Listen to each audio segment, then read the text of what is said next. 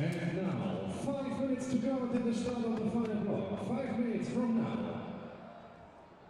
观众朋友们，还有5分钟，决赛即将开始。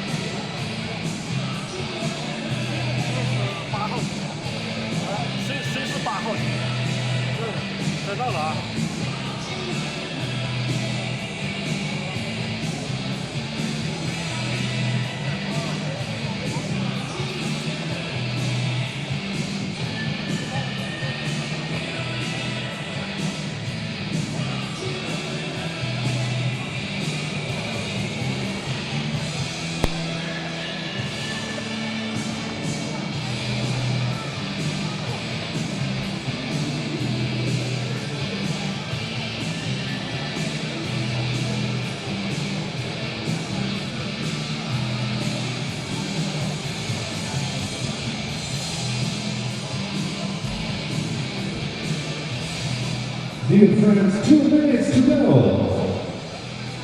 观众朋友们，还有2分钟，决赛即将开始。 5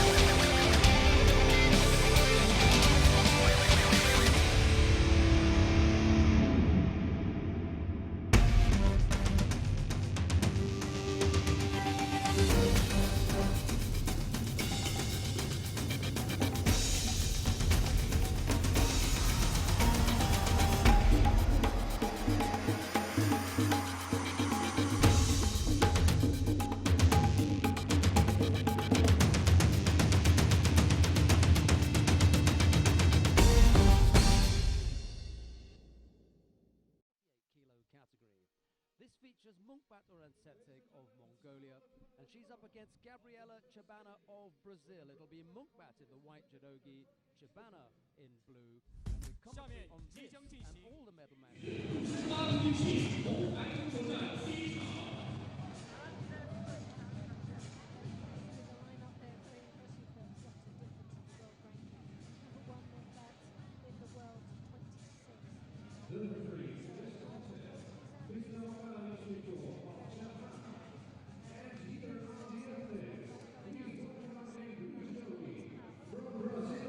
The Judo Grand-Prix champion last year,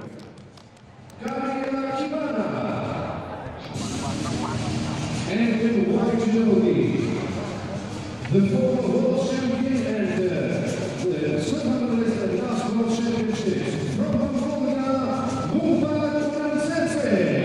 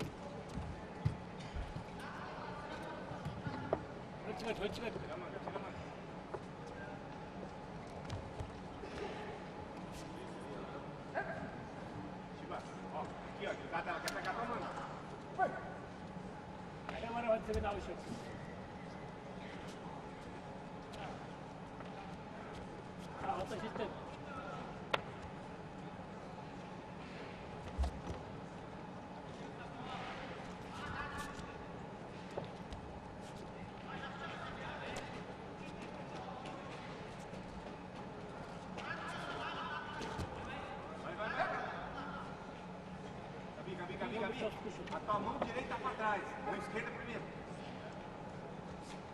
Mão esquerda na frente. Não dá direita. Esquerda.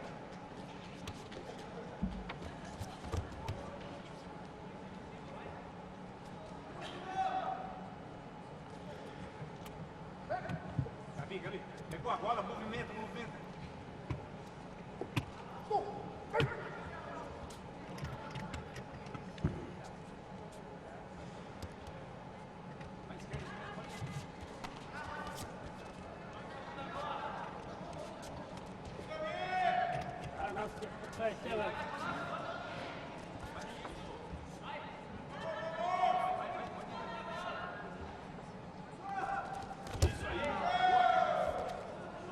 So 15 years ago, that was perfect. We'd seen that quite a few years ago. But now it's unusual. Looking both very apprehensive, but there you have Chabana with Shirish. Hips are starting to circle round her opponent's head, and she looks in trouble, the Mongolian. The referee taking a very good look there to see how it's been executed. Is it under the chin? Well, it looks by the referee calling a halt to that it might just not have been under the chin there. Mr. Okada doing a good job there because he felt that there was progress. Right, now, for me, this is beyond belief.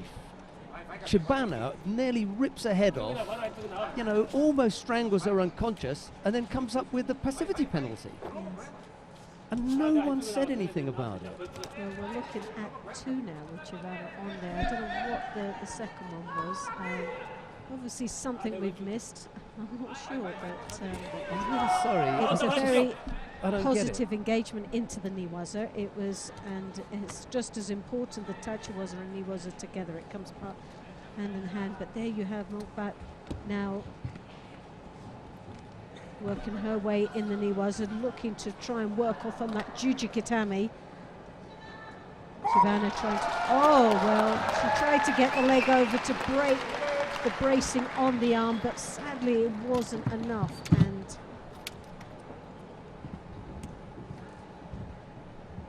Chabana had to submit on that arm lock, the Jujikitami, and Munkbat takes the bronze medal home to Mongolia. The winner and bronze medalist in white judogi from Mongolia, Munkbat Urantsetseg. result from the armlock.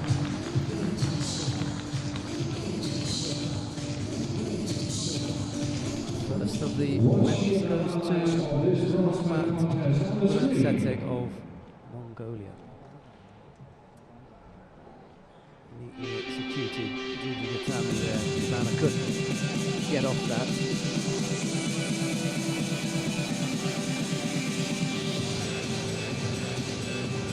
I'm gonna have to ask about it. Yeah, it Because would be it's just interesting beyond to see. me. Because there was actually 2 Shidos on the board there. Yeah, she'd had one. She got second after almost ripping her head off. Right, okay. We come to the second of the bronze medal contests. Shirish of Israel faces Sabina Gilja of Russia, although I think that the Russian picked up an injury in her previous contest, so Shirish makes her way out to the tatami on her own. Unfortunately, Sabina Gilja picked up an injury and she gets this by default. Nice big smile from Shirish, not having to compete. She takes the second of the bronze medal contest. Big hug from Shani Hirschko. That's for all the work that was done previously. That's not, right. Not yeah. necessarily for that performance there. And the one thing, she has battled her way through this competition. She had some quite tough opposition along the way, where she defeated Li of China, went on to lose against Kondo of Japan, who then finds Kondo going into the final. And that's where we are now. We're going to see Kondo because she's up against Kang Yoo-jung of the Republic of Korea, Kondo Ami of Japan. It'll be Kang in the white judogi, Kondo in blue. The referee in the middle for this one is Gostiny Balosh of Hungary. Well, for Kang, this is a very familiar place for her in the final of this tournament.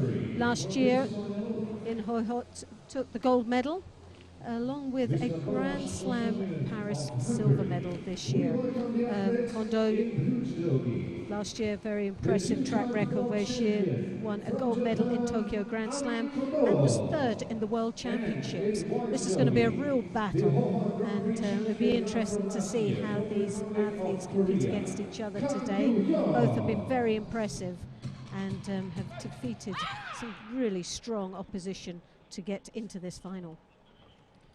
Kang is really beginning to show some promise to maybe take over the #1 spot in the Republic of Korea. Yeah, she's becoming a real contender, isn't she? Yeah, because Jung Bo-kyung was here. She was the #4 seed, the Olympic silver medalist, and was blown out. You know, lost in round 1 to Liu Ting of China. As you see Kondo there doing an attempt of a Sutemi-waza, the Tomonagi, trying really, as you can see, to draw her opponent down into the knee-waza, where she's been very impressive down in the ground. Favours the knee-waza. And as you can see now, Kang fell into the trap, goes down into the ground, and now is possibly on the receiving end.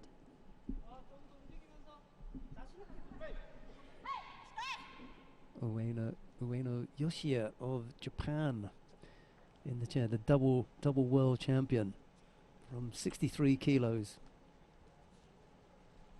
I did tell her she'd put a bit of weight on, so it's not, there's no secret. She's okay with that. She's happy, she said. Have you never learned? No, she said, I'm happy not to have to worry about weight any longer. Not bothered, she said. Harai Makakomi there from Kondo.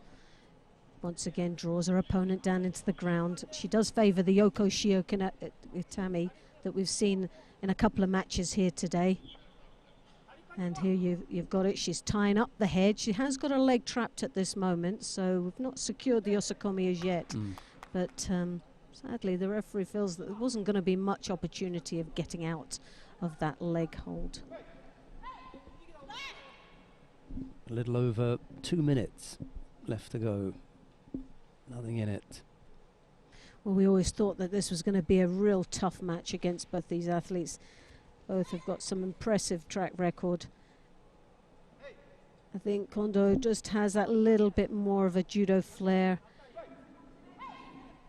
But Kang, very aggressive approach in her fighting. But picks up a Shido for touching of the leg.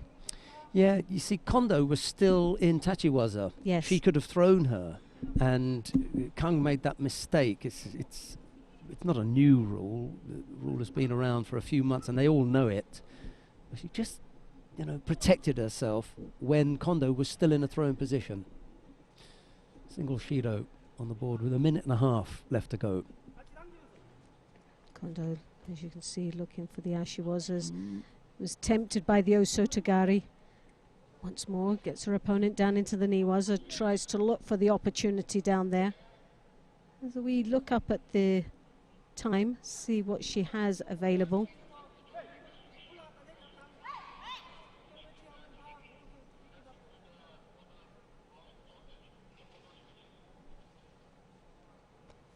Kang reaches over with that right hand, high onto the collar, falls into the Sutemi Waza, the Tomonagi, down into the Niwaza, and once again has got the control, trying to, the leg's been caught up, was going for Irigatami. Well, it had been Kang who was threatening with the Sutemi Waza, and she was the one who got caught. Kondo thought, well, I'm going to have a go at that. Managed to come up with a score. Well, Kondo now leads with a Wazari and just under a minute remaining, 40 seconds to go. Can she maintain this lead?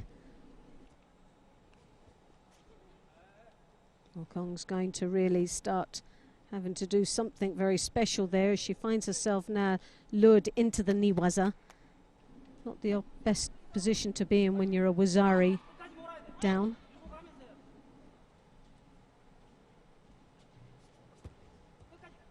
Kondo gets that high right hand collar grip, draws her opponent down once more into the Niwaza, as well as wasting the time. It's most probably one of the safer positions to be in the ground. Uchimata, she flies in with that Uchimata Makakomi. A lovely rotation there for Kondo, who she again puts the pressure on in the ground, but has done enough to take the gold medal back to Japan. Kondo, gold medalist, Kang has to now accept the silver medal that will add to the gold medal that she received last year. A very Kondo-like performance, you know, dangerous in some areas, never came under any real threat herself. But the important thing there was, as Loretta was saying, her transitions from standing to groundwork. That's where the danger really comes. Every time they went to ground, it was Kang who was on the defensive. Yes. And she almost caught her a couple of times. In fact, she did have the Osai Komi on for a couple of seconds. And to be honest, I think that's a winning ingredient for any athlete out here this weekend, as if they've got the Niwaza and Tachiwaza. We come to the first of the bronze medal contests in the under 60 kilo category. Robert Shvidobadze of Russia faces Dashtava Amatuvshin of Mongolia. It's Shvidobadze in the white judogi, Dashtava in blue. Well, Dashtava has the upper hand. He's got 3 wins under his belt against 2.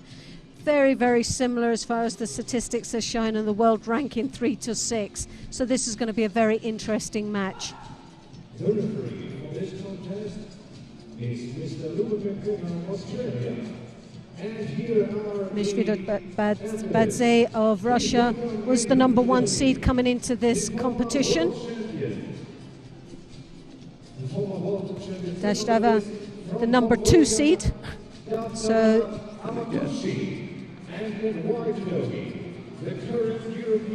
So the number 1 and 2 seed find themselves battling away here for a bronze medal. The referee in the middle for this one is Lubomir Peter of Australia.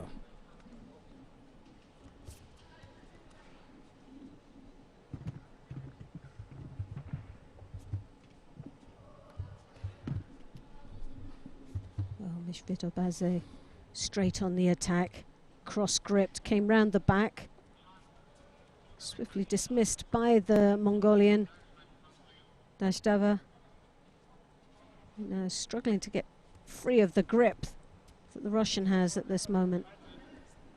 Well, a little bit of scrappiness there going on. Well, they're both looking at the sleeves, but they're strong grippers. So you know you're going to get that. And the Russian once more tries to get that cross grip, really looking to come round the back of his opponent's left shoulder.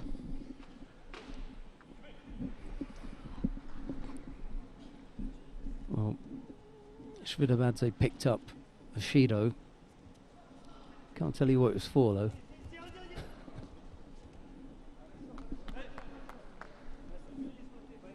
I suspect it was for some kind of gripping infringement.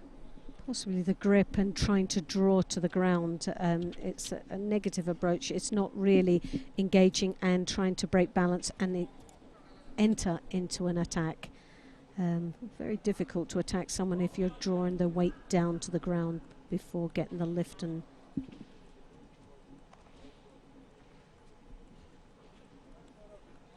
well, it is really a battle of grips here at this moment. The Kumikata both trying to have the better control here. Dashtava, oh, nice gutsy move there from the Mongolian. He attempted, dived forward, looking for the Kosota.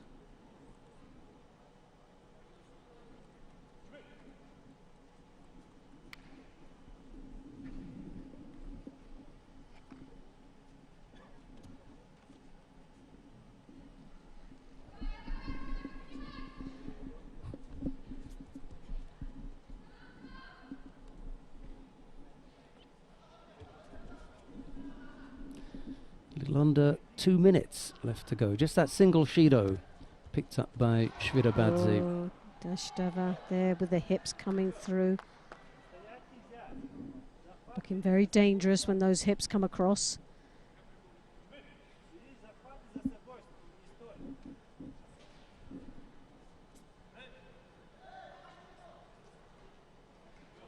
Yeah, and this time for breaking off the grip with both hands. Yep. So another gripping infringement from Shvidobadze, slightly untidy from the Russian. Well, silly errors to be giving away some vital percentages here, as you've got 2 Shidos, 1 more would result in the hand sokumaki, a disqualification, and so he puts himself under a lot of pressure with still 1 minute and 15 seconds remaining in the contest. Dashtava, extreme gripping style, draws his opponent across the chest.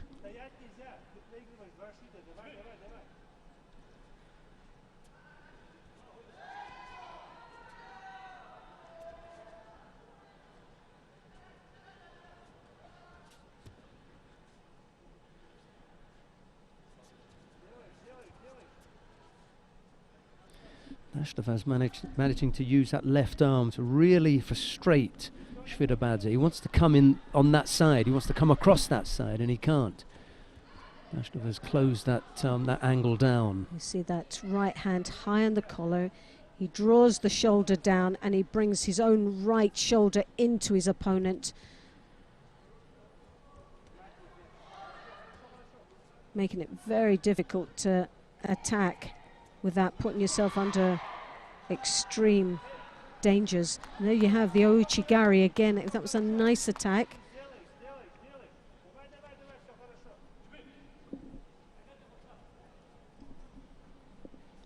Again, once more, a real battle of the Kumikata.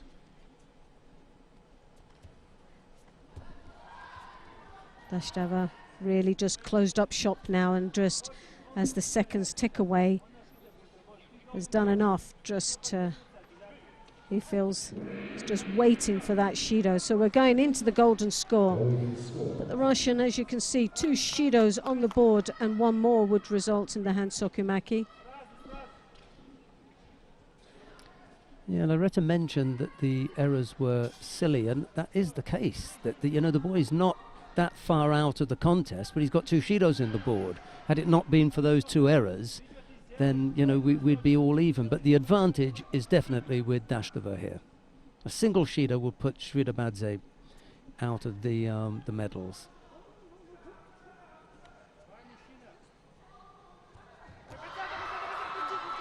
Oh, that was so close.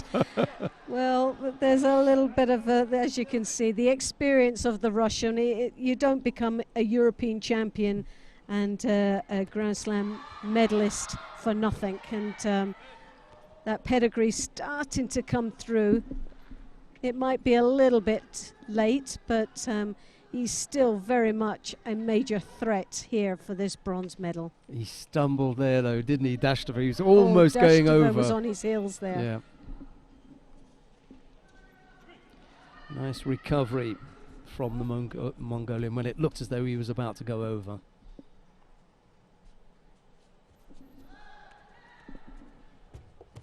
Oh, there's a Koji there from Dashtova. Oh, and again he stumbles, he's working those feet, and it's a nice little bit of judo there. This time it was Shvidabadze's turn to stumble and almost go over. A minute of golden score gone already.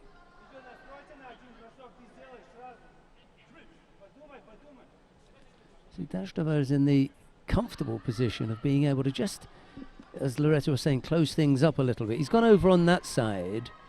He hasn't attacked, but he's just put some pressure on Shvidabadze, and he can afford to pick up a penalty. Yes, and I think he might pick up one there. He was drawing his opponent down.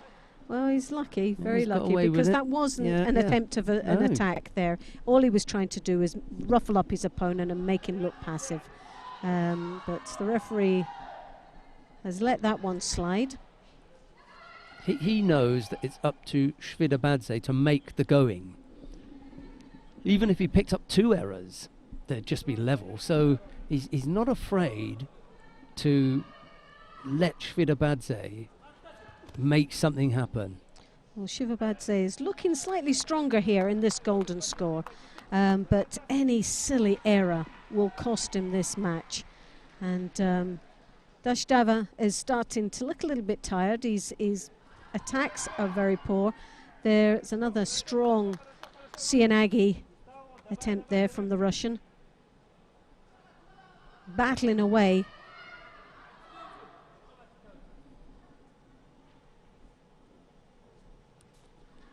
They're not short of talent at 60 kilos, the Russians. A real lineup, haven't they, of athletes that are producing time after time at this level of competition. After the retirement of Arsen Galstian, we then had Beslan Madranov come in to take that Olympic title, and then Shvidabadze has just won the European, so looking good for the Russians at the moment. 2.5 minutes of golden score already. Dashtova didn't have this on the plan. Well, as you can see, Dashtova with that left hand is blocking the ribs. Well, that was a close one there. That was almost a score there. But Dashtova should have picked up a penalty for, as you could see, as he was drawing, the Russian was drawing him in, the left hand came down onto the ribs to block it out. And there you have it. Well, I think the system picked that one up. So Dashtova has burned one of his Shido lives, if you like. Very strong grip there from the Russian. He gets that high collar, wasn't able to maintain it though. Cross grip, he needs to attack straight off that grip. Yeah, he just put in some ashiwaza and then let it go right away. Yes. So clever work. Well, I think. Did Dashtova pick up another penalty for fingers inside, or you just let that one go? No, they just let that one go. Okay. Well, there was something that went on there. Not quite sure which side it was, whether it was an infringement from the Russian on his gripping style. Well, in that case, which means it would be a hand Sokomake. sokomake, but we're just going to look back on the. Well, that's it then. yeah, I think the infringement was from the Russian. Once again, another error from Shirish.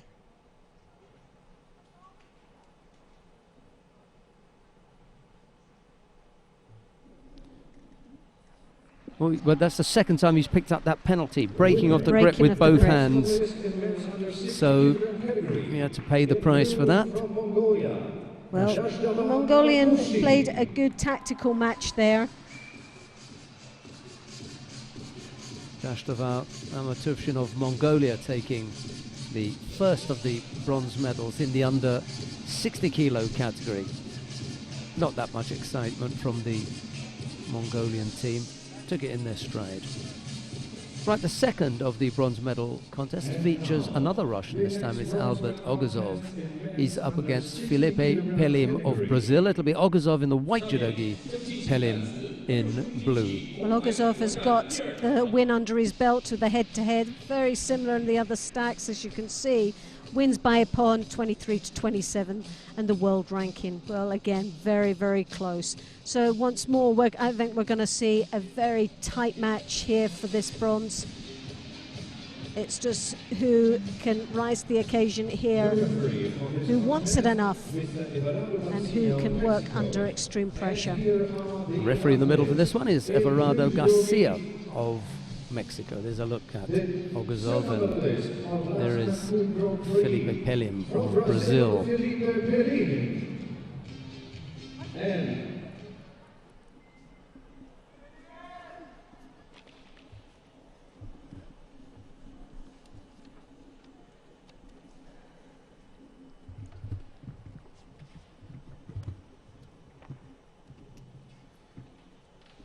Well, Ogazov and Antalya this year picked up a gold medal, and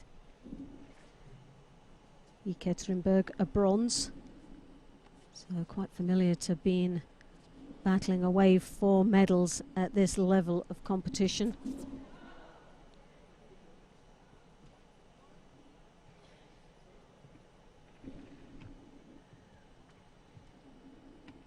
I think Pelim won the Continental Championships in Pan America.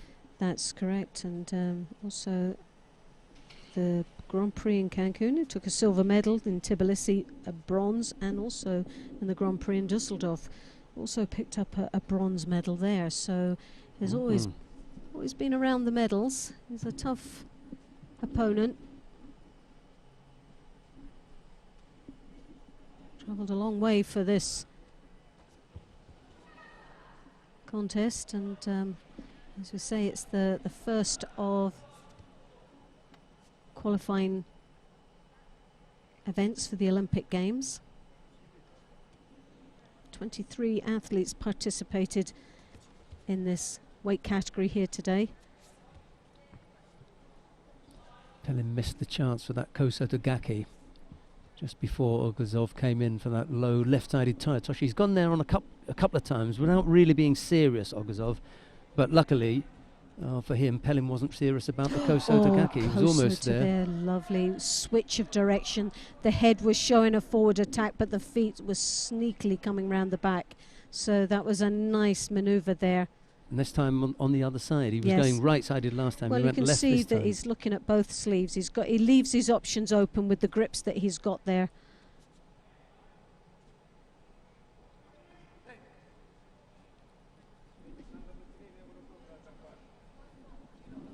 Well, both picking up a Shido apiece for that grip, holding low on the sleeve, but both drawing down towards the tatami, which obviously to the referee doesn't look like it's engaging.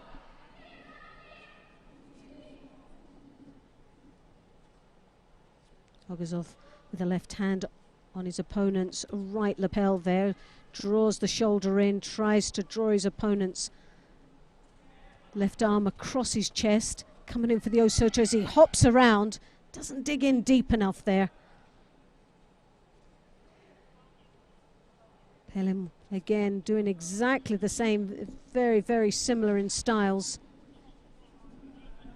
Ogazov has got to find a combination that will work when he goes in for that Osoto. If Pelin can defend against it well, he needs to have something else to back it up.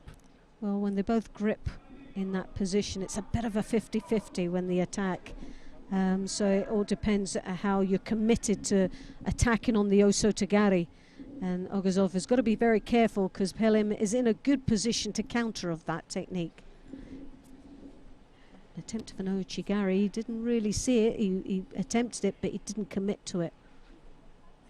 Actually stumbled the Russian.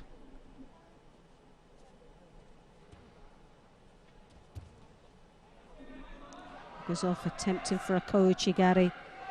Didn't really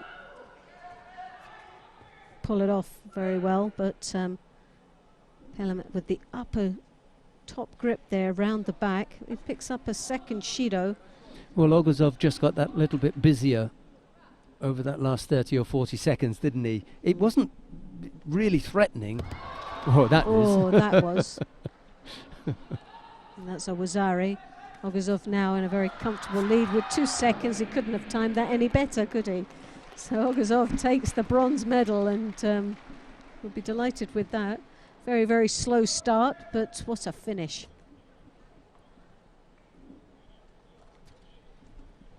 Came up with the score at exactly the right moment, made it extremely difficult for Pelin to come back because there's just no time left. Yeah, he couldn't react off that. In white from Russia. So, Albert Ogazov of Russia takes that bronze medal, kind of makes up for Shvirabadze having lost out in the previous contest. So at least one of the Russians will take a medal. Both battling away for a bronze, but just one of them coming up with the goods. They probably sit next to each other on the flight back. It's quite often the way, you know, with teammates. Comparing war wounds. The weights, yeah. Well, that brings us neatly now to the final of the under 60 kilo categories. An all Kazakh affair. Yildiz Smetov faces teammate Guzman Kyrgyzbayev. The two Kyrgyz men will now clash. The referee in the middle is Mathieu Bataille of France. There's Loretta. Well, Kyrgyzbayev in 7th position in the world ranking to his opponent 21 position in the world rank, but Kyrgyzbayev for me has got to be edging it based on performance here today.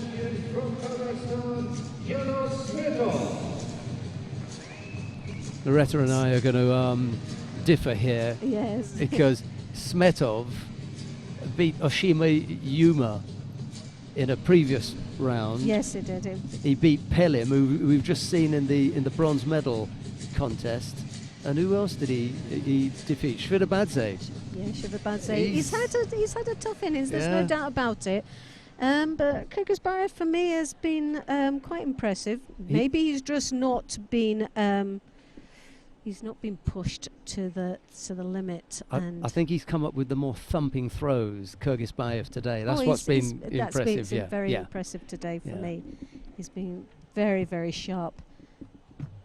This year alone has picked up a gold medal in Agadir Grand Prix and also in Tunis a bronze medal this year. So he's got a bit of form. Oh, and the drop Sianagi from Smetov.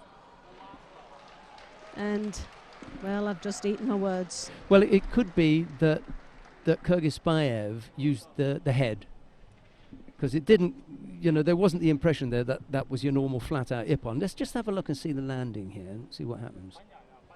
Well, we couldn't see the head there, but the rest of the body was giving that arch shape. You can only get like the bridge to avoid. Yeah, you can only get that if you're using the head to avoid the technique. And I think we've got 5 or 6 cameras here. We're bound to get 2 or 3 good shots at it. 0 complaints from Guzman Kyrgyzbayev. Well, the former world champion, Olympic silver medalist, has come up trumps, and he just wanted a bit of the underdog to come through based on his performance today to just get a bit of a look in. But that little smirk on his face tells the whole story. This is better angle. Drop. There's the Sianagi.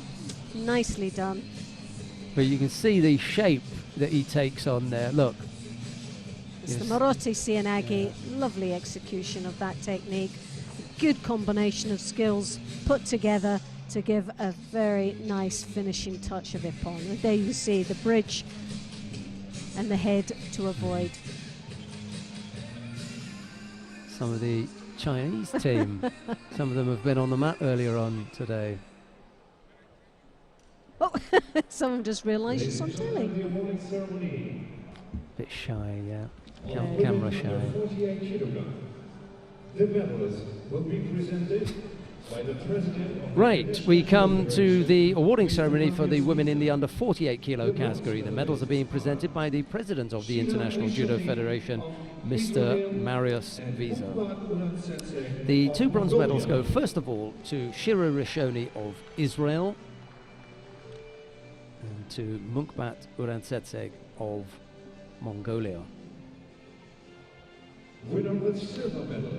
Silver medal goes to Kang Yoojin of the Republic of Korea. And winner of the gold medal from Japan, Kondo Ami. The gold medal goes to Kondo Ami of Japan. She's a big baseball fan, is Kondo. Xiang Dongmei, the double Olympic champion at under 52 kilo, is giving the prizes out. She won in Athens, went off, had a baby, came back and won in Beijing. What an effort. My hat goes off to her. Well, looking very glamorous out there. Yeah, today, she's got the glad rags on, hasn't she? That's it. Hair down and looking happy.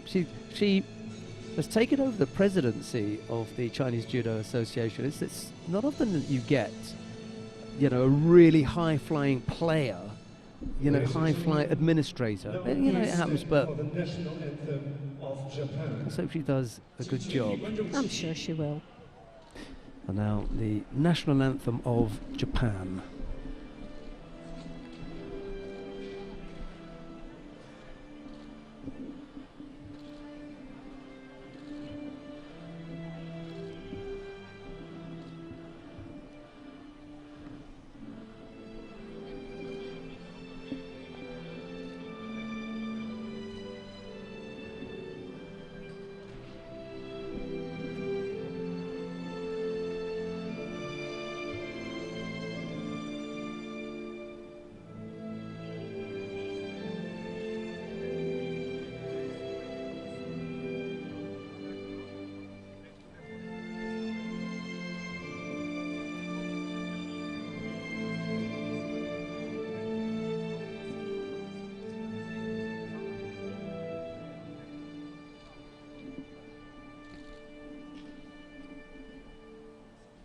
Thank you very much.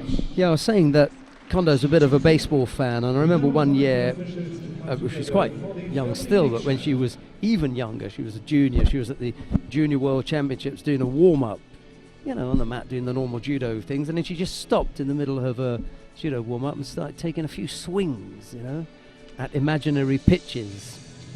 Rishoni and Munkbat were the bronze medalists. Kang took the silver. It was Kondo with a big smile on her face. Mind you, Kang had a reasonable smile there, didn't she? Despite the fact that she was silver, it was Kondo to take the gold. There you go.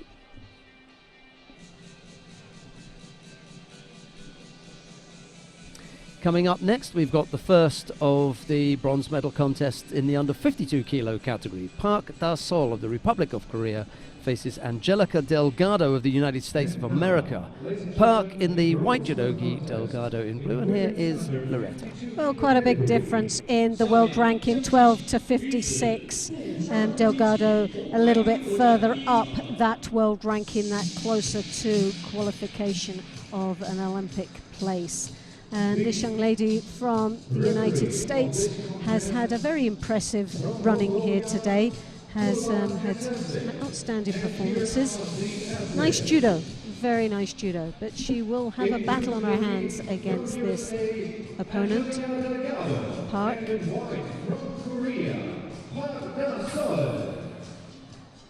The referee in the middle for this one is Turbat Ensetse of Mongolia. Angelica Delgado came down from 63 kilos. Well, she's looking well and has absolutely been fighting extremely hard here today. Pan American champion, took a bronze medal in Cancun last year. She's up against, like I said, Park, who is Asian champion. That is saying something at 52 kilos, because you've got all those Japanese that they could have sent there. She must have come out and you can just ahead say of one it as of them, if it's just one of those events, but when you actually really look into it very deeply, they think of the Asian countries that participate. That's a real tough order to take a medal. China, you got Wu Shugen in the final later on. You would have had to get past a Chinese, lovely Japanese. Koichi. Scoring a Wazari, so Park now taking the lead with 3 minutes remaining in the contest. Yeah, tough one. Well, Delgado here is in a good position. She likes her Niwaza. And there was a little bit of a spin there, but I think there was a bit of a panic there in the heart of Park. Definitely wasn't comfortable down there, and nor would I be on the receiving end of Delgado. Very strong in the ground. And shown those expertise quite a few times here in this competition. Yeah, you were talking earlier on, before we came on air, about the most popular techniques, and 3 of them happen to be Niwaza techniques. So you want to be strong in the ground, but I think the more important thing that you said was the ability to transition from one phase to another. That's so important, because you've got a split second. You miss that, gone. And it's quite surprising if you spoke to a few athletes and said, right, what do you think is give me 5 of the most successful judo techniques on the world circuit? 99% of them would most probably name Tachiwaza techniques and forget about the Niwaza. I was in that 99%, and you were by the that way. 99%, Yeah, I was in there. Yeah, because that's what people think. But the biggest scorers and most success rate is a 50-50, but when you think there's only, of the Gokyo, there's only 1/3 of Niwaza techniques to 2/3 of Tachiwaza. So, and it's 50-50 on wins. But here you've got Park. Oh, she's had to tap out. And again, we talk about the Niwaza, but it was on the other end, and it was Delgado that was on the receiving with that Jujukatami. But for Park, a great win and a bronze medal.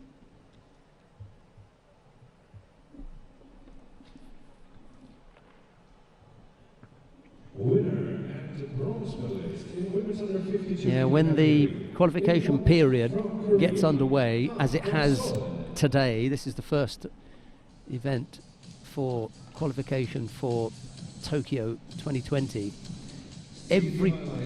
All the points are going to be so important, and here they are, first points.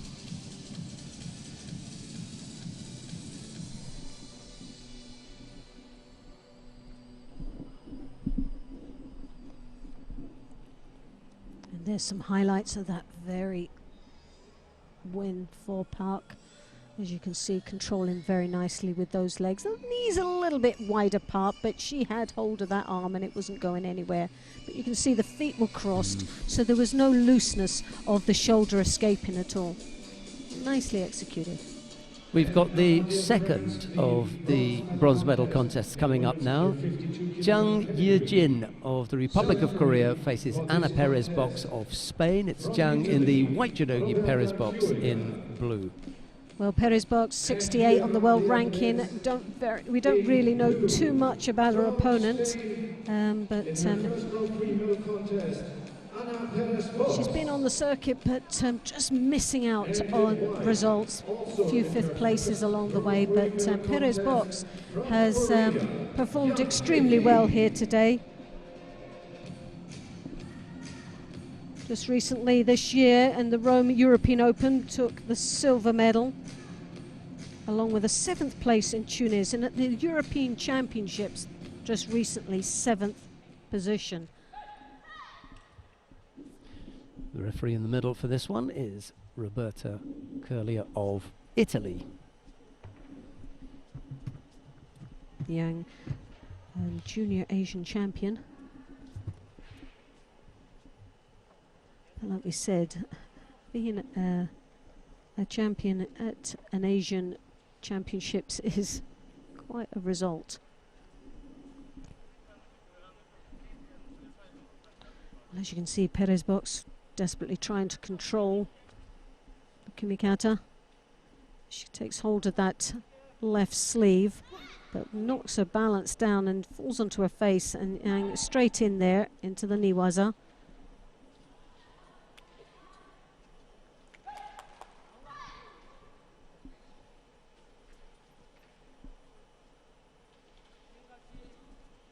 Yang throws that left hand. It misses the shoulder but takes it across as if she's going for the Makakomi. Perez box tempted with the Osotogari but left herself a little bit vulnerable there for the counter-attack. So be really careful, especially when she doesn't even have the upper body control, no Kumikata. Now Perez box with the left hand on the lapel, hooks in with the Ouchigari and drives to the rear. That was a lovely execution of an Ouchigari, and all it needed was to secure that lapel grip. You know, it just looked for a split second as though she was going to turn off that. Yes. And then she pulled it back, flat on her back. Nice finish from Perez box. She's done really well today. Yes, definitely. That's a terrific result That's for her. A very good win. She's somebody that's starting to come through on the circuit as a real contender here in these events. The Ouchigari, as you can see, she hops through, then twists it, squares it up, controls her opponent's left shoulder to plant her opponent flat on her back. For those of you who are going to watch this again, listen to what Loretta said. It's the left shoulder that gets controlled. This brings her back. She's got, you know, the Korean's got the right hand down, going off to the right side, but the left shoulder comes back into it. That gets powered down. That was the puts her winning flat on her back, ingredient. yeah. Definitely the winning ingredient. Good call. Right, here we go with the final of the under 52 kilo category now. Home favorite Wu Shugan of China faces Abe Uta of Japan. It's Wu in the white judogi, Abe in blue. And the referee in the middle for this one is Jefferson Vieira of Brazil. Here's Loretta. Well, as you can see, just on the world ranking, Abe has got to be the strong contender here for the gold medal. Düsseldorf last year took a gold. Paris this year gold, and Tokyo last year a gold, so she is very familiar of being in a final and being on the top of a podium with a gold medal wrapped around her neck. And it was Düsseldorf a couple of years ago when we last saw Wu on the top of the podium, wasn't it? She's been off for a while. She's moved up from 48 yep. and was out. She was on the circuit for some time right up until, and then had 2 years out. She got married and that's what men do for you. Takes you off your stride, and now she's back in the fighting mode, battling away here and looking for an Olympic place. Well, she was off the podium for a couple of years, but I think that was when she was transitioning from 48 to 52. The marriage thing just took her out for 7 months. Wasn't that bad? 7 months off. Living the high life. But she's a real favourite here because she is local. She is from Inner Mongolia. Yeah, you can hear by the crowd. Obviously, she got a great reception as she came onto the tatami. And as you can see, the chanting of her name and the support that she's gaining here today has got to be that extra percentage she needs to try and take this gold medal. Go China! There's the shout there. And it's all medals, and it's medals that's important, but it's those vital points for Olympic qualification. And a gold medal here today would gain you 100 points.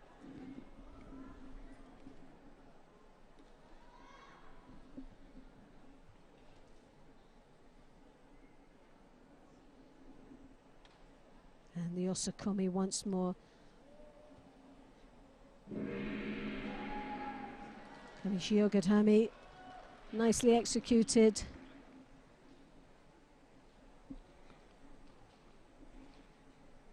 And 700 points gained for to get closer to that world, the Olympic qualification. Yeah, Silver 490 again. It's a good start for qualification. the thing for the Japanese is it's slightly different because they won't have to worry about points or anything. They've got 14 places, one in each weight, so they'll decide who goes irrespective of how many points that they've got. It's for the others that have to qualify. They're going to be worried about the points totals. Once Abe got anywhere near Wu Shugen on the ground, that was it. She wasn't getting out of that. Legendary. All the Japanese lightweights are in Niiwaza. There comes a point where they're not as strong, and I think it's from 63 upward. They're not as dominating in Niiwaza as they are in 48, 52, 57. No, Absolute, don't go anywhere near them. You know, but you can mix it with them in the other weights, and then by the time you come to 70, you've probably got the upper hand on some of them. Arai Shizuru, she's not up to a great deal. Right, well, let's go to the awarding ceremony for the men in the under 60 kilo category now.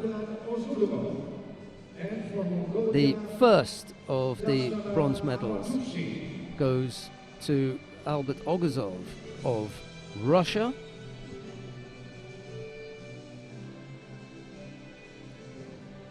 And to Dashtava Amatushin of Mongolia. Silver medal goes to Guzman Kyrgyzbayev of Kazakhstan. And winner of the gold medal. And the gold medal goes to Yeldos Smetov of Kazakhstan. Little powerhouse is Smetov. He was Exceptionally amazing. dangerous thrower, really is. Well, he's had a good performance here today. Very impressive indeed.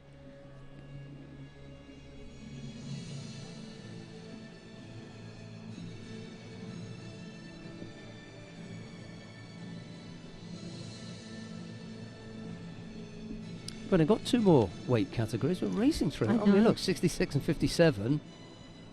Very, very quick. And there's been some really exciting matches. Yeah, we haven't seen one that was stale. We're not trying to con you at home. You know what's good and what's not as good. But we've been pretty lucky, haven't we? So far. Let's hope we haven't jinxed that. And now the national anthem of Kazakhstan.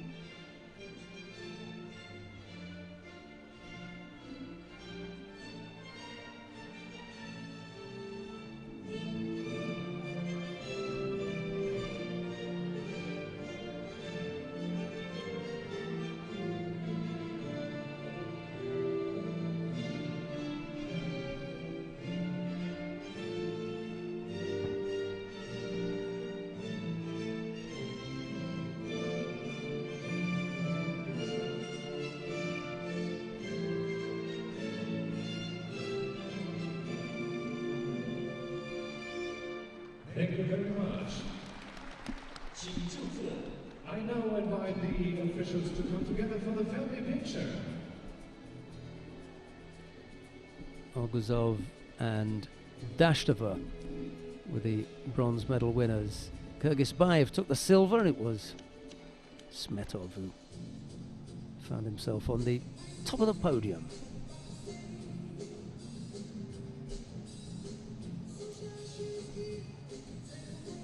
Well, they can all be happy up there, actually. Bit of cash, you know. Points, as Loretta was talking about earlier on. Well, I think at And this then the medal. stage, with the run-up now to it's just a countdown for the Olympic Games, and every point is valuable. Coming up next, it's the first of the bronze medal contests in the under 66 kilo category. Anne Baul of the Republic of Korea faces Sebastian Seidel of Germany. It'll be Anne in the white judogi, Seidel in blue. Well, as you can see, there's been the head-to-head, and Anne has always been on top of his game against his opponent, Seidel. So we've just got to see, will he make it 4 wins out of 4, or will Seidel of Germany take this win? A very important win indeed. Valuable points for Olympic qualification and a bronze medal. Can he do it?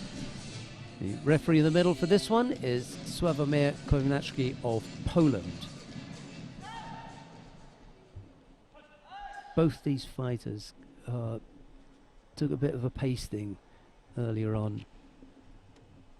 They both went over big and went over to Maruyama, Yes. and that was a Seidel, big throw. yeah, and Seidel went over to Mikhail Pulyaev of Russia, who we'll see in the final. Pulyaev really looked good. Pulyaev, for me, has got to be a real hot favourite for the gold here today. He has been phenomenal. Well, it's a bit of a battle of grips here. The German really on a bit of a survival, but he's in a good position in the Niwaza. Can he secure the Yosakomi with the Tatishio Gatami? Well, he's trying desperately, but as you can see, Anne doing a lot of work there to get himself onto his face. Wriggled his way out of that one, didn't he? That was a close call there for him. Great opportunity lost there for the German, as he still tries to secure something from it. The referee obviously feels that there was very little to gain by staying any longer into the Niwaza. Just under the 3 minutes remaining in this contest. The Grand Slam in Paris took the gold medal, a former world champion back in 2015, and last year was the Asian champion.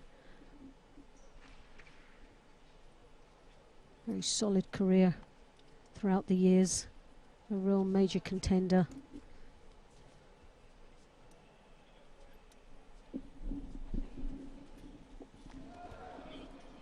Just lost control of Seidel's right hand. He pulled that across with his own left.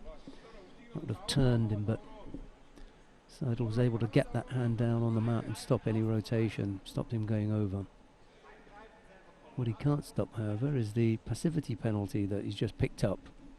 Just a little bit off the pace. 2 minutes or thereabouts. Oh, he walks straight onto the drop, Sianagi. Well, we should just call it the drop. The Sianagi itself.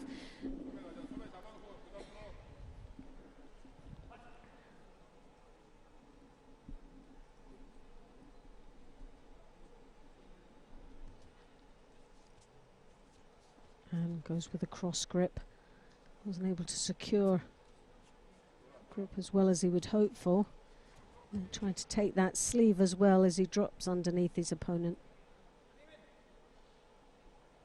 Now again working his way into the Niwaza, the foot hooked under his opponent's groin, but the referee I think was a little bit quick in reacting there. And had a great opportunity in the Niwaza. Didn't really react quick enough for the referee's liking. Once more, and cross grip. Sianagi attempt. Follows through into the Niwaza, wraps the legs around his opponent. Pulls up and now starts to work on that arm.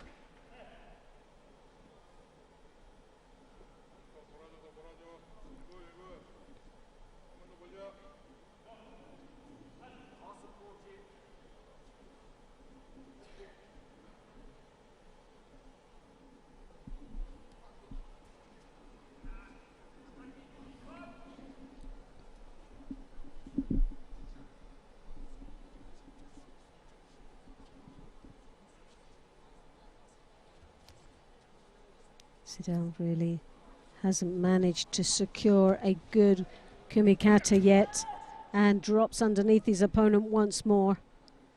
Breaks his opponent's balance now. German find himself in the Niwaza, but An decides to stay up in the Tachiwaza.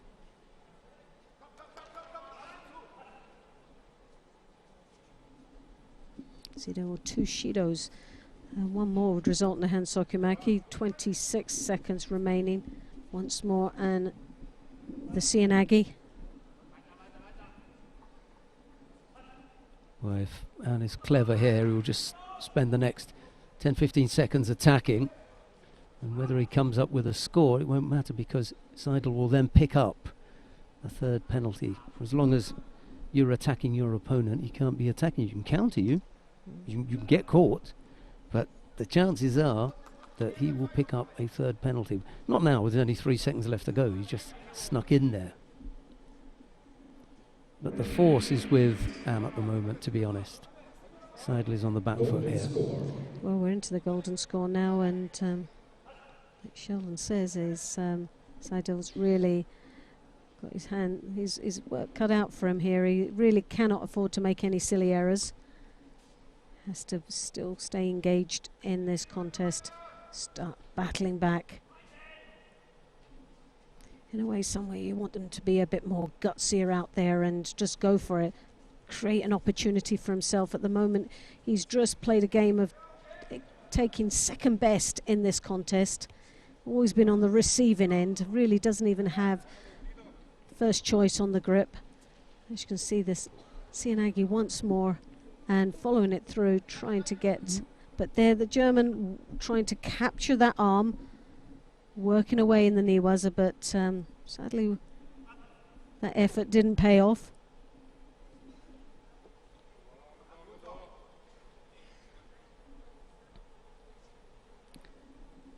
I get the feeling that what we're seeing from Anne is that he's not showing us anything really spectacular. He's just being busy enough. He's playing safe at the and moment. waiting Yeah. for the third penalty. Yeah, he played a very tactical match here. Played safe right from halfway through this contest. When the 2 Shidos were on the board, he played to that strength. And there you have it. The third and final Shido goes to the German. The Hansokumaki is awarded, and takes the bronze medal. Yeah, well, no doubt Sebastian Seidel will be disappointed with that, because he has fought well today and the effort was incredible. He really put in a tremendous effort. Unfortunately, he came up against 1 or 2 fighters who were just that shade better than him. Yeah, I think his last 2 matches were the ones that really was up against it. Has the previous match knocked a bit of confidence out of him? Oh, Pulyaev was really all gave over him a him. bit of a judo lesson, didn't he, really? It was a very tough match for him indeed. Right, we've got a second bronze medal coming up now. Yeldos Zhumakanov of Kazakhstan faces Abdullah Abdul-Jalilov of Russia. It's Zhumakanov in the white judogi, Abdul-Jalilov in blue. Well, again, these 2 are very evenly matched, and we won't be surprised if it's a real battle out here for this bronze medal. The silver medalist of last Asian Championships from Kazakhstan, The referee in the middle for this one is Nedim Beyat of Turkey. And you see Jumakhanov there from Kazakhstan, very calm and collective. And both these fighters here are looking very confident indeed.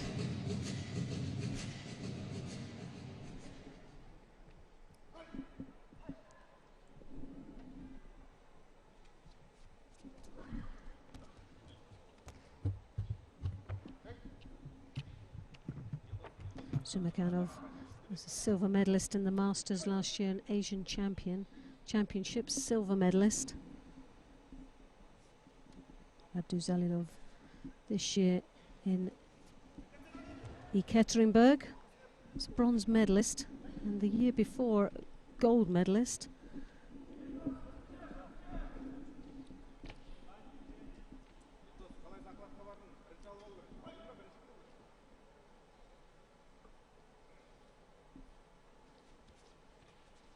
Both these athletes decided to take a very strong grip, shuffling across the mat. So the attempt there from the Russian. Didn't get that leverage up high enough to get under his opponent. Old style Eastern Bloc matchup, this one. Oh yeah, it's going to be a real head-to-head this. Oh, a lovely Sianagi. Following through once more into the Niwaza, looking for an opportunity down there.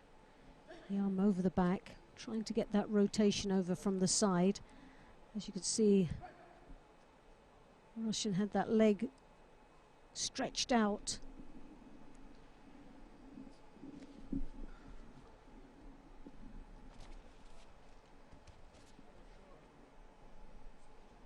Both very bent over posture.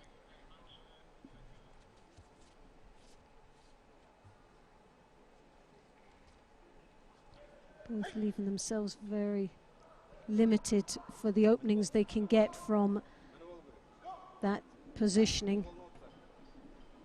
Try to drop under your opponent, it looked like a false attack.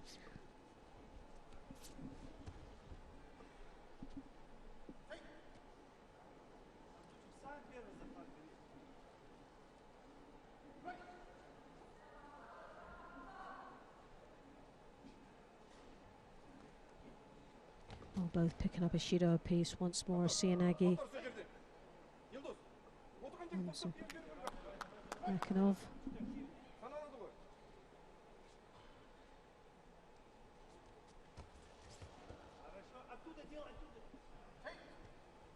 Just showed him a little bit too much of that, did Abduljalilov, and Jumakhanov saw it coming, he was able to block it. Still got in a reasonable position, the Russian, threatened him, but Jumakhanov blocked it on this occasion. He wasn't quite quick enough to catch him, the Russian.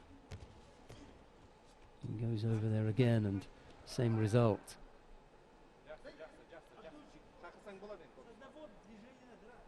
Just not enough to come up with a scoring effort.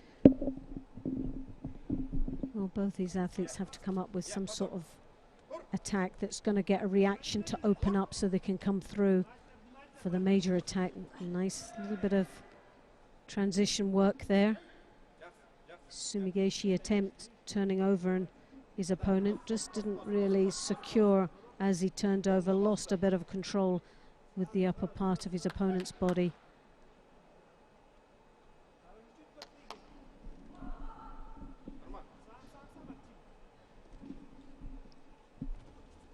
Jumakhanov there coming in with the Sianagi once more. Tries to draw on that arm, comes over the top again, tries to lure his opponent into the Niwaza. He's got one lapel. Looks to go for the Shimiwaza. Minute 20 left to go. Shido apiece. Nothing really in it. I suppose Abduljalilov maybe has had a greater number of efforts. Oh, well, he's been... Yes, well, that was very nice indeed. And as he came underneath his opponent with the Seoinage, he thought he was almost losing. We actually thought he was going to lose it, but it was the head control that literally spun around his opponent's chest to make him go in the right direction. So it was really a good execution of that Seoinage.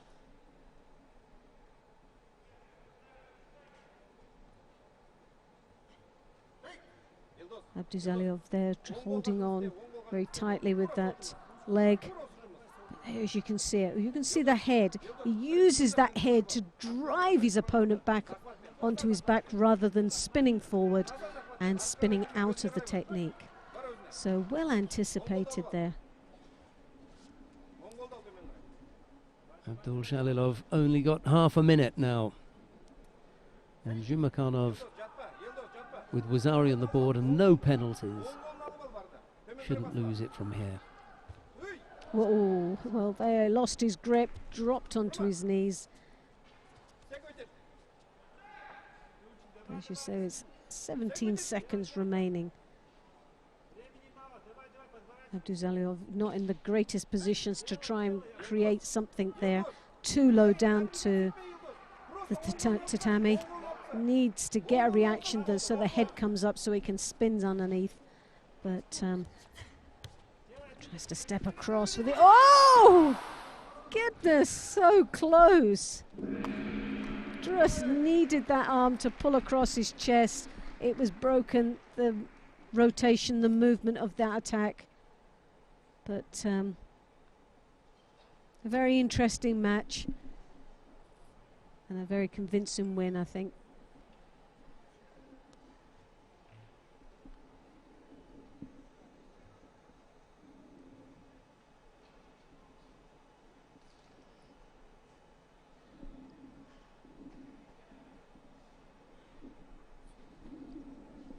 Zhumakhanov, it is with that single score of Wazari who manages to take the second of the bronze medal contests. Well, there was some very interesting things happening in that contest, especially with the Niwaza transition, the turnovers, the securing of one or two that were so close, it being hold downs.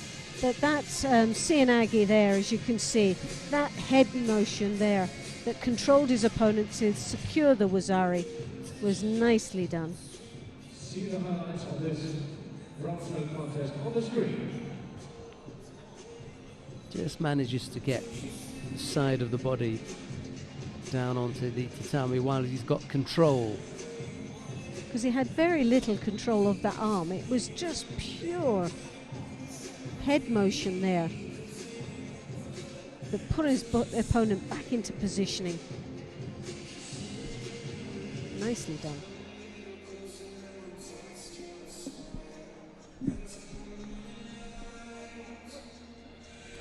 Coming up next, we've got the final of the under 66 kilo category. Maruyama Joshiro of Japan faces Mikhail Pulyaev of Russia.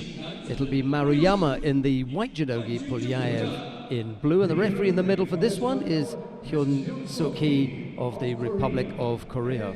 Pulyaev there, as you can see, just a little bit more mature by age than his opponent, and the world ranking 24 to 13, Pulyaev being higher up the world ranking list. But for me, the Russian has had a fantastic performance. He's had some very exciting matches. His judo's been very confident, it's flowed, and it's just worked for him, and he seems to be very comfortable out there on this platform there.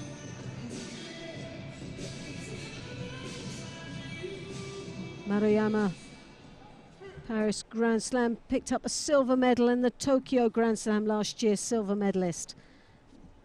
Pulyaev back in 2017 last year was world champion and has a great track record of world championships, where in 2015 silver and 2014.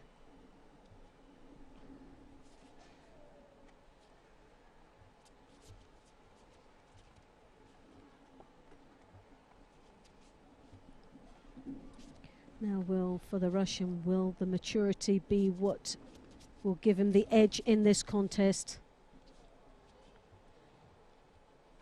Performance-wise, both these athletes have performed outstandingly throughout the day. Defeating some tough opposition. 33 athletes participated in this weight category.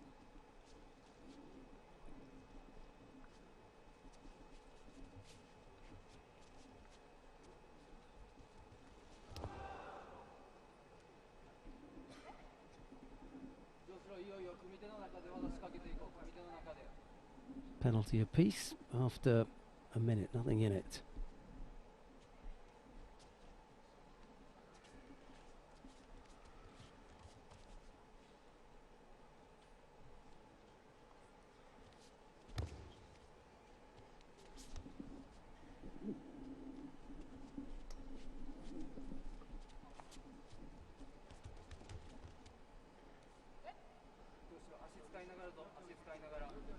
Well, we were talking about the fireworks from both these fighters earlier on. At some stage, that fire had to be maybe managed, you know, cope with, and it's just looking as though they're ready to douse the flames, you know, both of them. No one able to really stamp their authority on the contest as yet. Plenty of time. We're just coming up to the halfway point. Oh, a bit of a gutsy move there from the Japanese as he comes through with the Uchimata. Just lost it slightly, but it was gutsy. And this is where I think it'll either, by being gutsy enough, it'll either win them by a pawn or they'll just make that ultimate mistake. But it's really who's willing to put themselves out there first. And Maruyama looks to be more gutsier at this moment. He's put in a couple of nice attacks.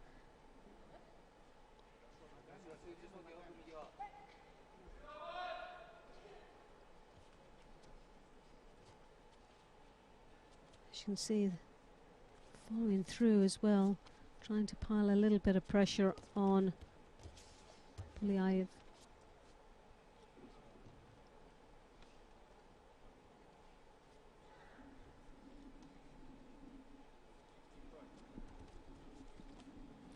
Maruyama is keen to get his Uchimata going, but he's not able to secure the grips well enough at this particular moment. We've seen a couple of attempts where he's been gutsy to throw it in, but really not securing the upper body control. But he's piled a lot of pressure on in this contest, and as you can see, the Russian has got 2 Shidos already with 1 minute remaining.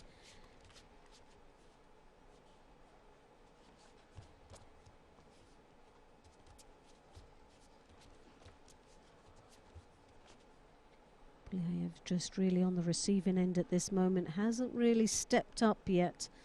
He'll try and steal it in the last seconds of this contest. Well, he's capable of throwing, he's got nice judo, he's got lovely movement as well into that judo. Not really seen it too much in this contest, which is not surprising when they're so evenly matched.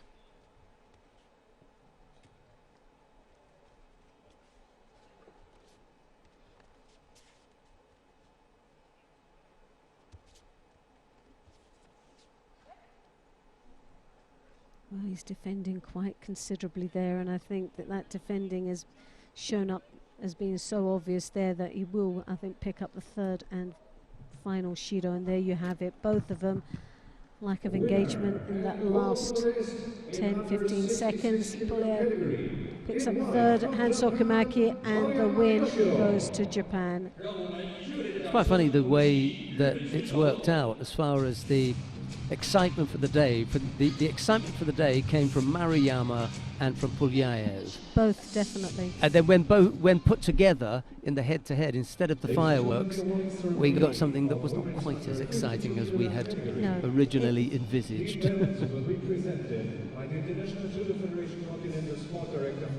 Right, we come now to the awarding ceremony for the women in the under 52 kilo category. Let's have a look and see who the medalists are. First of the bronze medals goes to Ana Perez Box of Spain and to Park Gasol of the Republic of Korea. Winner of the silver medal from China, Yoojin. Silver medal goes to Yoojin of China. The gold medal goes to Abe Uta of Japan. 中国柔道协会主席显东妹女士为获奖选手颁发奖金及鲜花。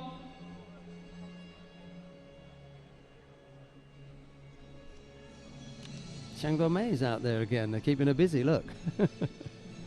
Giving the flowers and the prizes and checks.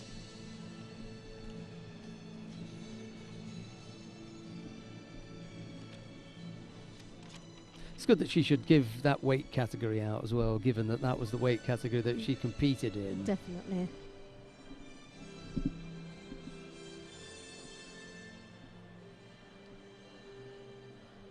Ladies and gentlemen, now please stand for the national anthem of Japan. And now the national anthem of Japan.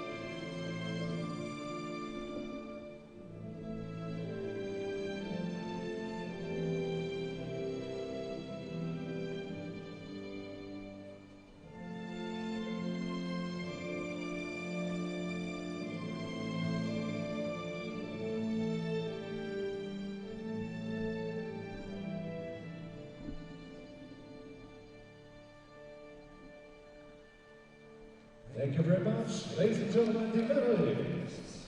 请就座。 And I now invite the officials to come together for the family picture.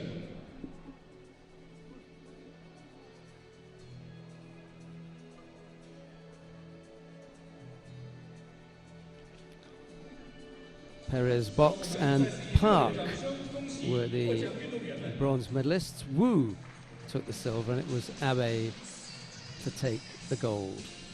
Well, we've got one more weight category to bring for you now. It's the under 57 kilo category. And the first of the bronze medals features Jung Wen of China. She's up against Kwon Yoo-jong of the Republic of Korea. It's Jung in the white judogi, Kwon in blue, and the referee in the middle for this one will be Frank Wolf of Germany. Here's Loretta. Well, as you can see, the world ranking, we've got 10 for Wang in the world ranking list. Head-to-head, neither one of these athletes have competed against each other. And as far as the statistics are concerned, they're very, very close indeed. Both performed exceptionally well here today. And it's just really who can put the icing on the cake and take that bronze medal home with them. From Korea, Kwon Yoo-jong. 白方中国选手张文。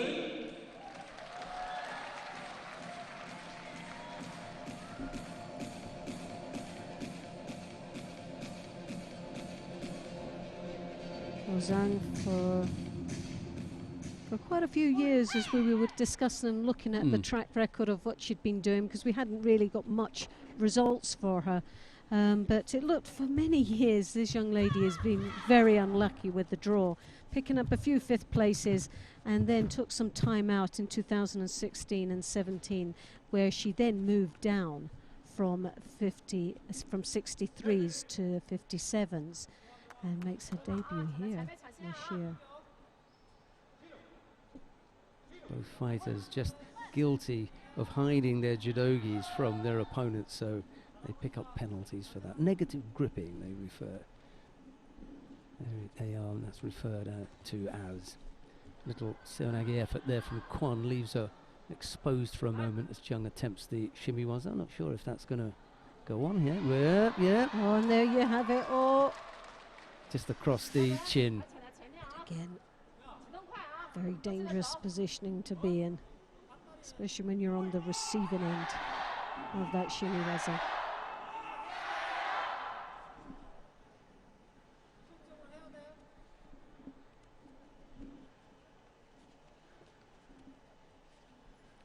Hasn't been a big crowd, but they've been very vocal whenever there's been Chinese on there, hasn't there? Definitely. You know? Why not? So home fans getting into it. There's another effort. One didn't learn from the first time round. That one she's blocked, actually. I take it back. She did a good job in blocking that one. Well, Juan has had quite some impressive results under her belt so far from last year and the beginning of this year. From Paris last year, she took the gold medal, and the Masters in St. Petersburg was bronze medalist.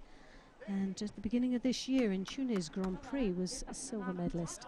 So very familiar being in and on the centre stage with a lovely Osotogari there, as you can see. Well, she went over like that earlier on. She got flattened like that earlier on, and I get the feeling that what happens to Jung is that she's just a little bit flat-footed. She doesn't sense the danger, and they're in, and then just doesn't react quick enough. Yeah. In fact, reacts possibly the wrong way, because what she's doing there is she turns into her opponent rather than bracing herself and stepping back off there if she can, or sideways. Who was it that planted her earlier on? It was Krista Deguchi. Deguchi, with the Osotogari. With the same Osotogari. flat-footed, yeah. The Kuriashibara show straight across for that Osotogari, and she fell for it. She did fall very heavily, actually. Yes. Well, she's not out of it yet, Jung. She's got a lot of work to catch up on now, and this moment you can see that with the right hand on the lapel. It's not really effective at all. She's got a very strong left hand on the sleeve. She has again had some of the most difficult opponents. First round, Kim Jun-dee. Second round, Lien Chen-ling. And in third round, Krista Deguchi. This woman just draws, She draws all the attention for the top ones, top seeds. And she's unseeded, so you're always going to run the risk of, that's the problem, isn't ending it? up with one of the top 8, I suppose. Anyway. Well, she's making the transition from a new weight into a new weight category very, very well, but got caught once more there with the Zaripon, Isetiapon. And she finishes in 5th place. 5th place. Again. Another 5th place. She really is unlucky when you look at the list of people that she's fought.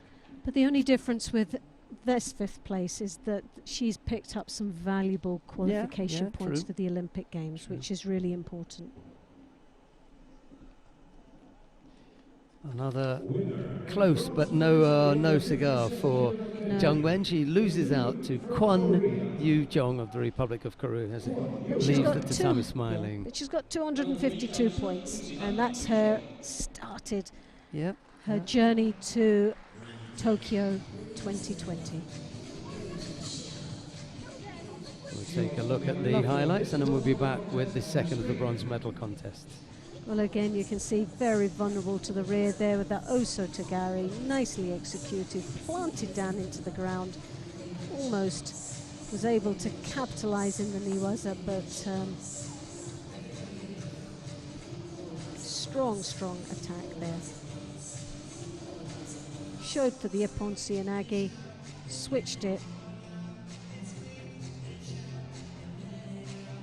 She got that forward reaction, which meant that she went back onto her heels to react against what she thought was the Ippon Seoinage, but fell into the trap of the Osotogari.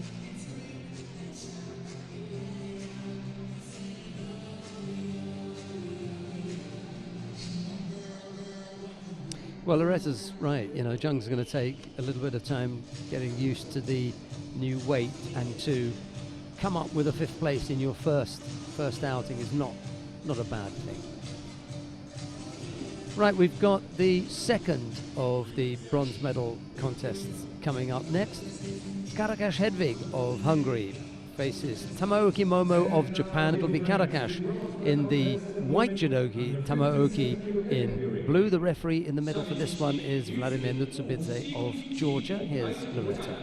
Well, the big difference, what you can see here, wins by a point, 159 for Caracas to 32 for Tamaoki. Quite a lot of big wins there, but results-wise, both these athletes very, very similar in the other statistics, and it will be just about how they perform against each other here today for this bronze medal. Tamaoki, gold medalist in Hohhot this time last year, so trying to retain, well, what we were hoping, a medal, not the title, but a medal. And Caracas in Düsseldorf this year a silver medalist. Both have had great performances here today.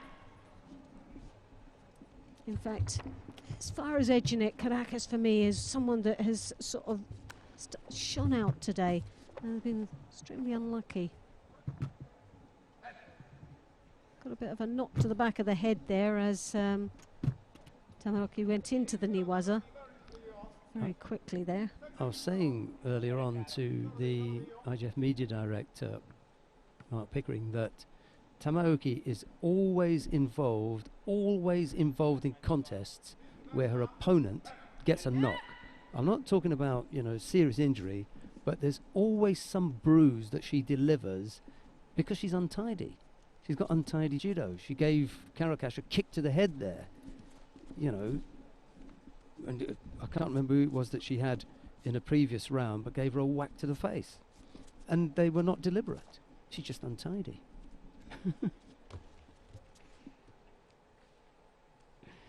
Not scrappy. You know, some people have got scrappy judo. Yes, yes. She's just a little bit careless. Her timing is out slightly. What was it that she gave a bit of a whack to?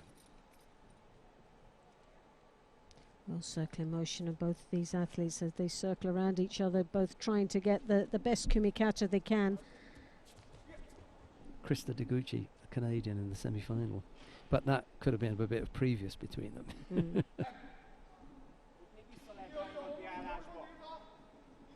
Well, Deguchi, I think she can give out as much as she takes. We're going to see her next. And quite an exciting one that will be. Yeah, I think that's going to be the contest of the day. Great for Canada, She's just got another whack to the face there, look.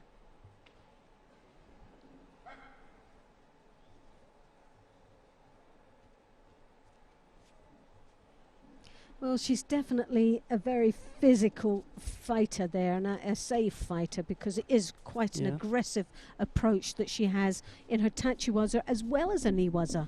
And as you say, the knock to the head earlier on that we saw was the transition into the ground, and there was no prisoners at all. But that's judo. It's a fighting sport. It's tough, and you've got to react quickly. And sometimes it's because of the over-aggressive approach to it that the other one doesn't react as quickly, and obviously is in the wrong place at the wrong time. Yeah, Loretta's right. It is a contact sport. You can, you know, pick up the odd knock here and there, especially if you're up against Tamaoki. Definitely. And it definitely doesn't make her a bad person. Well, there was a mistake there that was made for Caracas. She attempted, but the upper body control there from Tamaoki was just right, perfectly planted her opponent onto her back, score Nippon. She anticipated that very well, didn't she? As if she fed her the leg. Yep. Technique taken over by Tamaoki. There was enough there for Tamaoki to notice that there was a slip from Karakash and for her to take over, have some force and direction as Karakash was going to the ground to say, I've taken this over. Yes. And for that reason, she was given the score. Here comes the miss. Well, she looked as if she was going to go for the Ouchigari, Karakash. and then decided at the last moment to change it to a Sutemi Waza. But by then she reacted because the upper body control wasn't there. Let's have a look at the feet here from Tamaoki as well. You know, you could say that Karakash is wrapped up with the feet, or you could say that Tamaoki is in the process of doing something with her feet because they're that close. Anyway, that's what they've had a look at. Here's another look. Yeah, Kosota Gaki. Kosota. Yeah. Kosota Gaki there. So, you know, nicely done. There was a great counter. Yeah, absolutely. Yeah, executed the Kosota Gaki. It's not just a slip. She senses that movement and she puts the Kosota Gaki in, and really that's what we see at the end. Yeah. Whether all of it had to do with Hedy going down, but she was already on her way down. But that's that right. Kosota Gaki she finished it reacted off. the Kosota Gaki. She thought she could rescue it, but it wasn't there. We come now to the final of the under 57 kilo category. Krista Deguchi of Canada faces teammate Jessica Klimke. Not sure how matey they are in that team, but anyway, it'll be Deguchi in the white judogi, Klimke in blue, and the referee in the middle for this one is Veli-Matti Karinkanta of Finland. Loretta. Well, to be honest, this is the match I have been waiting for all day. These two athletes to come head to head. Both of them have been outstanding on their performance. Both deserve a gold medal. Deguchi, for me, has been a little bit more exceptional, a bit more excitement in her judo. I think she's won all her matches by Ippon, hasn't she? Yep, we're 4 for 4 at the moment. So we'll see how it goes in this one, because obviously two Canadians matching each other, well, training partners, they'll know each other very, very well, so it can be very, very exciting, or it could end up being a very dull match with neither one of these athletes wanting to give much. But I don't see that right now with the kumikata that's going on as we speak. 7 Ippons between the pair of them to this point. 7, goodness My me. money is on 8. Well, favourite for me is Deguchi. I'm with you there. Nothing against Klimke at all. But how she'll win? Will it be with that wonderful Osotogari that she has shown here today on numerous occasions?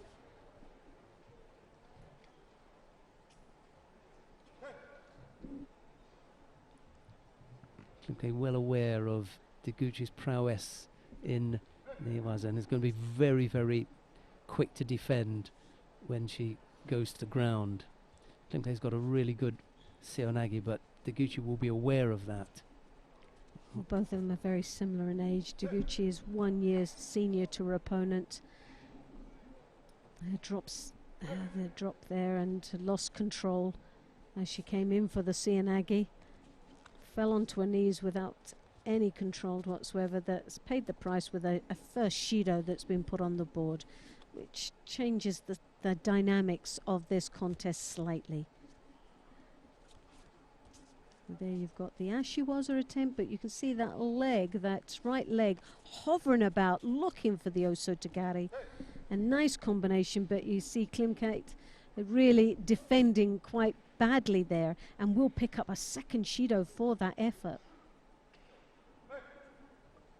Well, she's got it. The second one more results in a hand socket, and she's got 2.5 minutes remaining.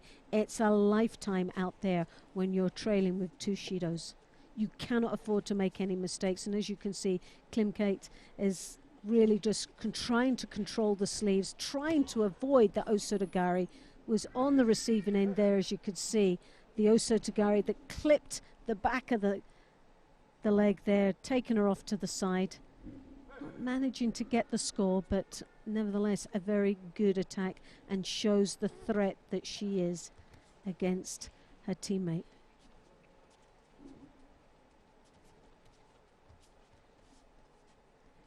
Klimke really looking desperate out there, really is struggling against her teammate Deguchi, who looks very much in control of the pace of this contest, controlling it quite nicely.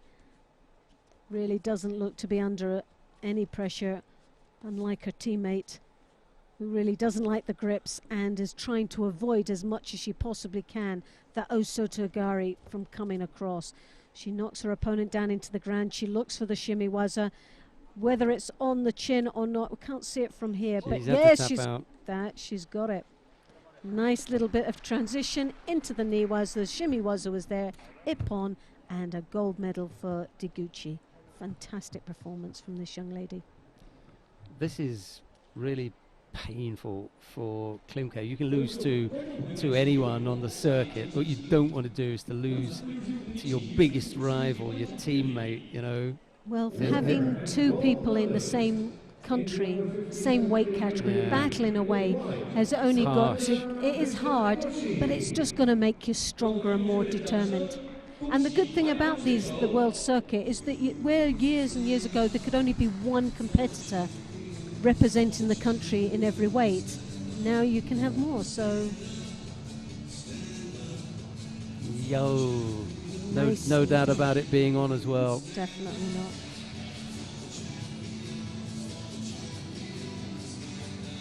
Tried to fight it off with both hands, but it was already on too tightly.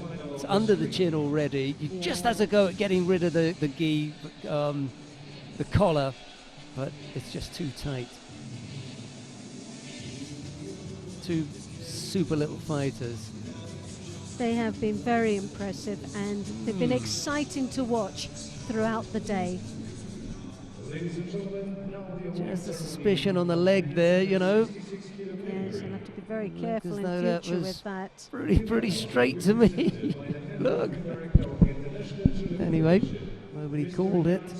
And the choke was definitely on. Yeah, there's but no you doubt. also had the leverage of that leverage leg. on the leg. I don't think it came into it. It just happened that it was The there. fact that the foot was able to drop down Yeah, meant that exactly. she had control of the thigh, not the knee. So there wasn't a lock of the leg. Yeah, and it wasn't up. I was going to demonstrate, but I think I won't. No. Right, with medal presentations for the men in the under 66 kilo category are being made by the head refereeing director, Mr. Jan Schneiders. The bronze medals go to Anbao of the Republic of Korea and to Yildiz Zhumakanov of Kazakhstan. The silver medal goes to Mikhail Pulyaev of Russia, but the gold medal goes to Maruyama Yoshiro of Japan. The Japanese have cleaned up today, haven't they? They've done very well. They've been very impressive. 3 gold medals for Great start. the Good Japanese. day's work. Yeah. Well, they're going to be pushing, aren't they? As they go in knowing that they can select the team based on their performances, not on the actual points that they've got to gain. So we've always thought when Tokyo got the Olympic Games, they were going to be a nation that was going to be hard to beat. Now the national anthem of Japan.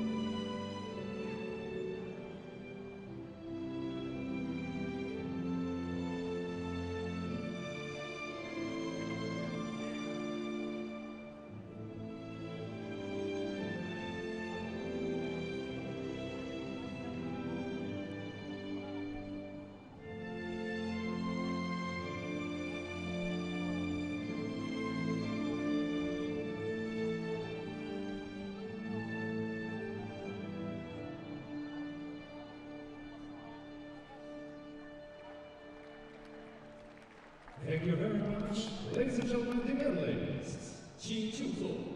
I now invite the officials to come together for the family picture.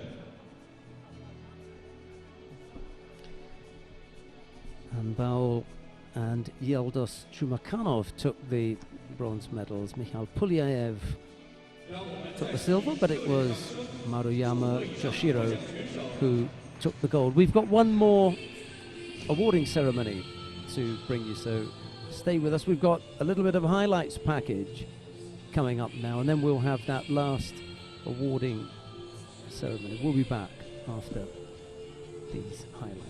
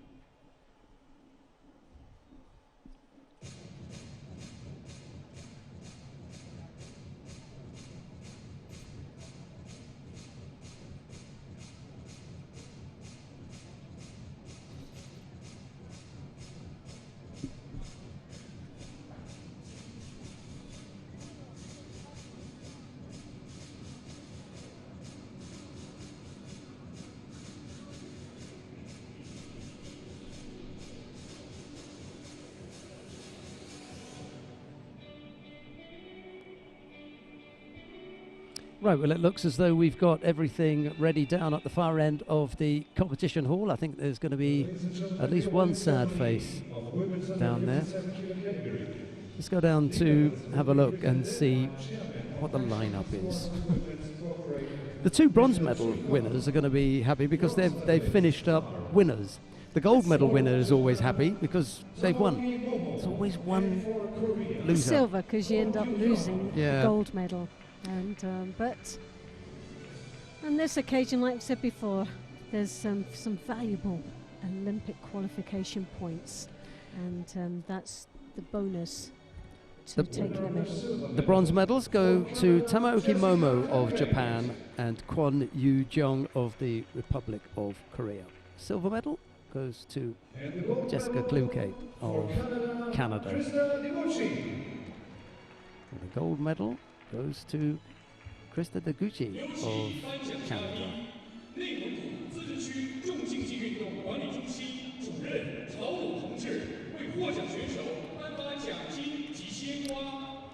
Yeah, it's not going down well, that one. It's going to be painful. There's a lot going on in the background as well, you know, one fighter moving from another country to take a spot, and you've been waiting and planning your journey, and then someone comes in to make things that little bit more difficult. Well, she's got it all to do, and she's a determined young lady, and I'm sure we'll see some more very good battles along the way on her journey towards Tokyo 2020. And now the national anthem of Canada.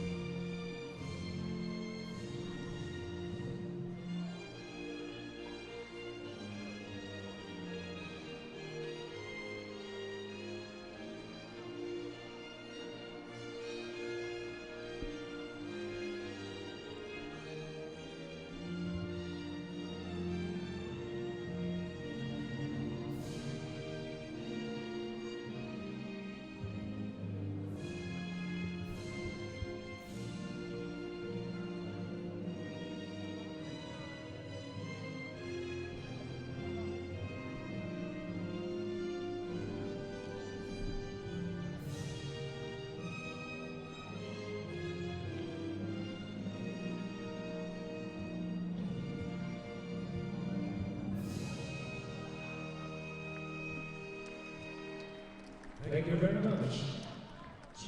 Well, that's all the judo we've got for you on this opening day of competition at the Hohhot Grand Prix. Japan finished the day at the top of the medal table with 3 gold medals. Kazakhstan had a gold, as did Canada. We'll be back tomorrow with more from the second day of competition. But from Loretta Cusack Doyle and myself, it's bye-bye. Bye-bye.